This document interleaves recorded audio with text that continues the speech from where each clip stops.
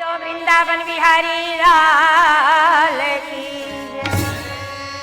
मोरी सना ना ना ना ना ना ना ना ना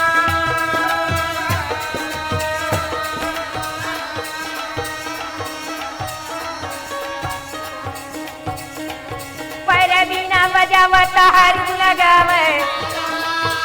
पायो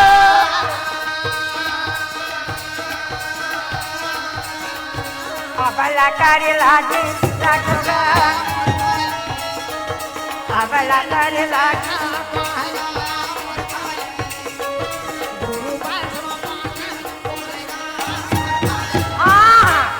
काका आओ करो यार पांडव जुआ खेले है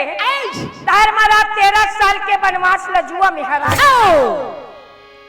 और 13 साल के वनवास ला जुआ में हरा के जब पांडव 13 साल के वनवास निकली तो राजा दुर्योधन बोले धर्मराज 13 साल के वनवास तक जाता बिल्कुल देख भाई 12 साल के वनवास खुले आप और 1 साल के गुप्त वनवास नामा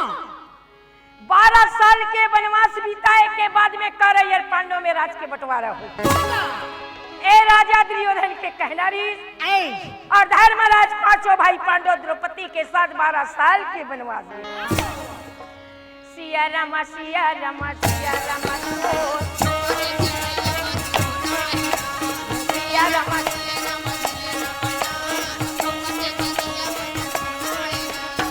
काका हदाई पांडव जुआ के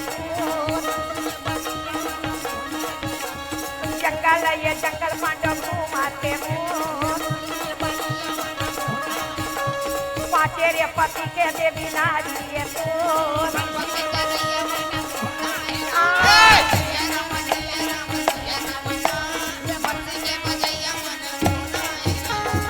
पांडव वनवास घूमत रहे एक दिन वियोवान जंगल में पांडव वेद व्यास जी के दर्शन हो पांडव द्रौपदी वेद व्यास जी ने प्रणाम करी और एक जगह वृक्ष के छाया में बैठी वेद व्यास जी कहते धर्मराज हाँ हाँ मुनिवर मैं आपके पास में ये कर से आए हाँ कहो राजा दुर्योधन तो कहते हैं कि 13 साल वनवास बीते के बाद करैयर पांडव में राज के बंटवारा होगा पर ना बेटा कहना या करना में अंतर क्यों कि उसका जबान में कोई लगाम नहीं कह तो देता है बिल्कुल दूंगा कहीं का दूंगा लेकिन राजा दुर्योधन के जुबान में कोई लगाम नहीं है कि पांडव को 13 साल का वनवास देगा धर्मराज अरे वर्तमान आ चुका है युद्ध का समय है